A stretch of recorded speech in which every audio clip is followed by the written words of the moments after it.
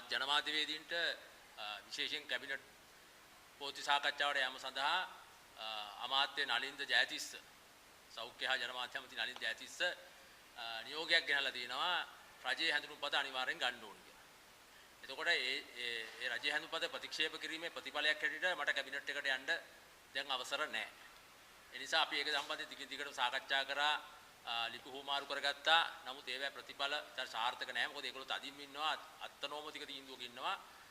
මේ අනිවාර්යෙන් අපි හැඳුනුම්පත ගත යුතුයි කියලා. මොකද දැන් ප්‍රධාන ප්‍රශ්නයක් හැටියට එතුමා ඉදිරිපත් කළේ දැන් ඒක වගේම අපි මේ අතර මේ සාකච්ඡා කැඳෙව්වෙත් ට්‍රේඩ් යුනියන් විශේෂ වෘත්තීය සමිතිවල මේ සම්බන්ධයෙන් අදහස මහජනයා අතරට ගෙන යන්න.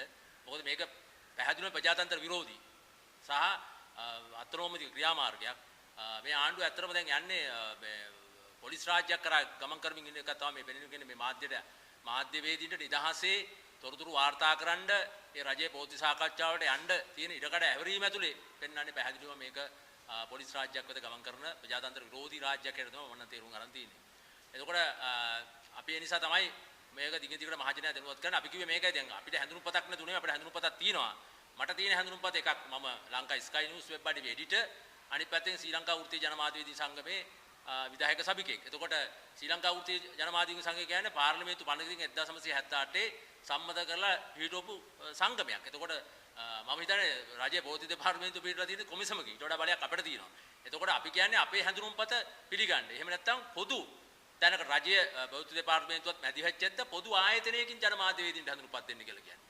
හරිද? මේ හැඳුනුම්පත නිකුත් කරේ 1988 වගේ කාලෙක ඒ කාලේ තිබුණේ භීෂණ තත්ත්වයන් ඇතුලේ රාජ්‍ය මර්ධනය ඇතුලේ රජයේ ජනමාධ්‍යවේදීන්ට ඔය තිබුණු මාර්ග බාධක වලින් යන්න. ඊට පස්සේ 90 ගණන් වල යුද්ධෙදී යුද්ධ තත්ත්වයන් තීව්‍ර වෙනකොට ඒ තීව්‍ර වෙච්ච තත්ත්වයන් ඇතුලේ ජනමාධ්‍යවේදීන්ට විශේෂයෙන් රජයේ පොත්ති සාකච්ඡාවලට යන්න හැඳුනුම්පත රජයේ හැඳුනුම්පත අනිවාර්ය නොවුණත් හැඳුනුම්පත ලබා ගන්න උනා. අපි ওই කැබිනට් සාකච්ඡාවට මම ගිහිල්ලා තිනවා ඒ හැඳුනුම්පත නැතුව මම ලංකා ස්කයි නිවුස් එතකොට හිටිය ලංකා ඊ නිවුස් වෙබ් අඩවියේ ඒකේ මට දීලා තිබුණේ හැඳුනුම්පතක් ඒ හැඳුනුම්පතෙන් තමයි හැඳුනුම්පත ගන්නකම් කියන. නමුත් ඒක ලොකු බාධාවක් වුණේ නැහැ. දැන් මෙතනදී ඇමතුමා කියන්නේ මේ හැඳුනුම්පත ගැනීම සඳහා කාරණා තුනක් යයි ඉදිරිපත් කරනවා. පළවෙනි කාරණාව යයි ඉදිරිපත් කරේ තමයි මේ හැඳුනුම්පත ගන්න ඕනේ අනිවාර්යයෙන්ම. මොකද මේ පාතාලයටත් පෞගිය කාලේ රජයේ එක්තරා පුවත්පතක් විසින් මේ පාතාලේ හිටපු අතීත ක්‍රියාකාරකම් තියෙන පාතාල සමාජිකයෙකුට මේ හැඳුනුම්පත දීලා දිනවලු. යා සතුළු මේ හැඳුනුම්පත.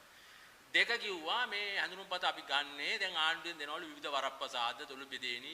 ඒ කියන්නේ ඔය රක්ෂණය, සිස්වත්ත, තව ගොඩාක් ඒවා දෙනවලු. මම දන්නේ නැහැ ඉතින් මොනවද දෙයිද කියලා මේ යන විදියට. එතකොට ඒක ගණිතී ඒගොල්ලන්ට හරියට කැටගරි කරගන්න ඕනේ. දැන් මේක හරියට හඳුනා ගන්න ඕනලු. ඊට පස්සේ මේ ප්‍රශ්නෙත් එක්ක බැන නැගුණාට පස්සේ විශාල වශයෙන් සමාජ මාධ්‍ය මේකට විරුද්ධව විශාල ප්‍රහාරයක් කෙල්ල කරා. ඒකේ ප්‍රතිඵලයක් හැටියට අපිට පෞගිය 14 වෙනිදා සාකච්ඡාවක් හමුන ඇමතිත් එක්ක සියලු මාධ්‍ය සංවිධාන සහ මාධ්‍යවේදීන්ට ඒ සාකච්ඡාවේදී හරියට බලලා මල්ලෙන් එළියට පැන්නා. ඇමතුමා කියනවා මේ විවිධ දේශපාලන න්‍යාය පත්‍ර තියෙන අය ඇවිල්ලා ඒගොල්ලන් අරුමුණු ඉෂ්ට කරගන්න මේ ප්‍රවෘත්ති සාකච්ඡාව පාවිච්චි කරනවා. දැන් පැහැදිලිනේ කතාව. ඒ කියන්නේ ප්‍රශ්න අහනකොට ඇමති බයයි.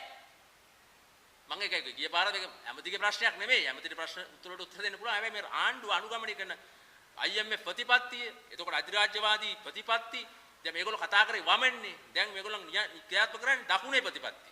ඒක අන්ත දක්ෂිණාංශික ප්‍රතිපත්ති ක්‍රියාත්මක කරන්නේ. එතකොට ඉතින් අර වමෙන් කතා කරපු අයට ඒ ප්‍රතිපත්ති ක්‍රියාත්මක කරනකොට උත්තර දෙන්න අමාරුයි. අපිට තේරෙන එක. එතකොට ඒක අපි කියන්නේ. එතකොට ඒ නිසා දැන් කියනවා අපිට මේ සාකච්ඡාවට එහෙම අයට එන්න දෙන්න. මම කව පැහැදිලිව මම දේශපාලන පක්ෂයක නෑ. හැබැයි මට අයිඩියොලොජි එකක් මට දෘෂ්ටිවාදයක් තියෙනවා මම මතයක් තියෙනවා. මම කිසියම් පන්තියක් නියෝජනය කරන කෙනෙක්. එතකොට මේ පන්තිමේ අදහස් මගේ ප්‍රශ්න අහතිව බලපාන්න පුළුවන්. හරි. එතකොට ඒක නම් ප්‍රශ්නේ දැන් හරියටම කියනවා. එතකොට ප්‍රවෘත්ති දෙපාර්තමේන්තුවේ අධ්‍යක්ෂ ජෙනරාලුත් පැහැදිලි කිව්වා මේක දේශපාලන ප්‍රශ්නයක් තියෙනවා. ඔයා මාත් එක්ක ප්‍රශ්න හදාගන්න එපා. මොකද එයාත් එක්ක තමයි මේ ප්‍රශ්නේ හැදුනේ. එයා මැදිහත් වෙලා මේ අපි පාලනය කරන්න යන මොන්ඩිසෝරි ළමයි වගේ. එයා මොන්ඩිසෝරි ටීචර් වගේ. එකක් අහන්න දෙකක් අහන්න. දැන් ඇති. ඕක වැඩි. අන්න ඒ වගේ බාධා කිරීම කරා. ඒ බාධා කිරීමට සම්පූර්ණයෙන්ම විරුද්ධ වුණා. විරුද්ධ වුණා ඉතරන්නේ මම ඒක මගේ අදහස මම පැහැදිලි කිව්වා. ඇමතිවරටත් මම කිව්වා.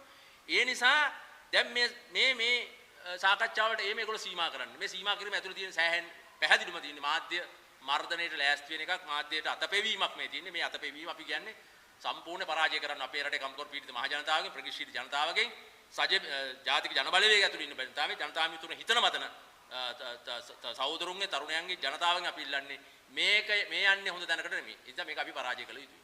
ඒ පරාජය කිරීම සඳහා තමයි අපි මේ වෘත්තීය සමිතියත් එක්ක එකතු වෙලා මේ වෙලාවේ සාකච්ඡාවක් ආරම්භ කරේ. මොකද අපි දන්නවා මේ රටේ කම්කරු පන්ති දැවන්ත බලයක් තියෙනවා, අයියක් තියෙනවා.